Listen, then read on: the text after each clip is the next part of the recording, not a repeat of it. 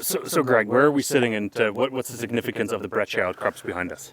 Basically, we're right in the heart of the Hot Breccia property, and the rocks surrounding us are quartz diorite intrusions.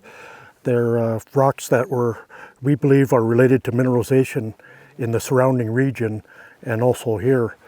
The significance, I mean, these rocks have come up from great depth, and they're bringing fragments of mineralized skarn and other things with copper in it. So, that tells us we're sitting above a mineralized zone. We know we are from the past drilling also, but this gives us a piece of the rock to look at.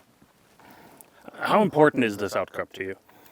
To me, it's critical because those people like Linus that have seen the core here, but we haven't seen the core. We've got some information on paper, some assays, but nobody's seen the mineralization except for these fragments of rock coming up. So they actually show us it does exist.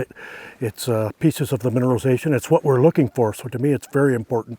And I'm guessing that's also the first drill target for you to explore deeper. Yeah, basically, it's either right in the heart of the system or right off the edge of it. So since we have past drilling here, it may make sense to do a twin of one of those holes, compare the results, and also maybe extend it to depth. But that doesn't preclude drilling other places off to the edges of this also. Have you done any comparisons to other mines in the area, like what that rock looks like and what their mineralogy looks like? We haven't done any direct comparisons, but from past knowledge, the type of mineralization is similar to many of the districts in this region. Some of the deposits are a little bit different style. There's styles from porphyry-hosted mineralization, to breccia pipes, and what we're seeing is skarn. So you have all those different styles in different places around here. So not any one of them has everything, and right now we're looking at one facet of it. You've obviously taken selective samples from the area here. Like, what were some of the results? Yeah, basically we've sampled fragments of mineralized rock in this intrusion. The best one we've taken was 5.7% copper in a selected sample, so it wasn't a systematic sample. And in the surrounding area, we have a large number of small historic mines and prospect pits, and a lot of those samples come back with anomalous gold values. And again, in the center here, we have copper, and in the surrounding area, we have higher gold values. So another interesting potential feature showing zoning from a central copper area out towards more gold rich, which is also pretty common in these systems. Tell us more, like, the significance of that. You gold on the outside, copper on the inside. Like, what does that really mean?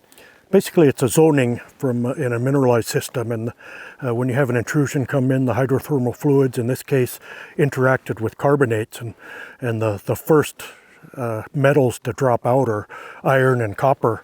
So you have a lot of iron, a lot of copper right in the center.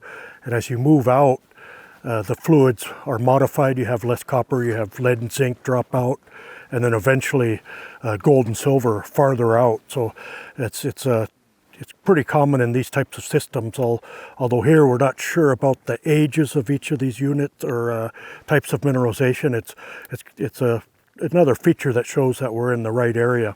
How far have you traced that area? How big is that area? Basically, it's 10 kilometers across right now.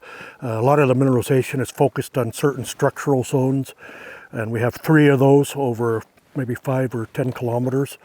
And along the length, they're several kilometers in length also. So we're starting to get a handle on the structure and the rock types here, the mineralization, and we just continuing to add on to the database.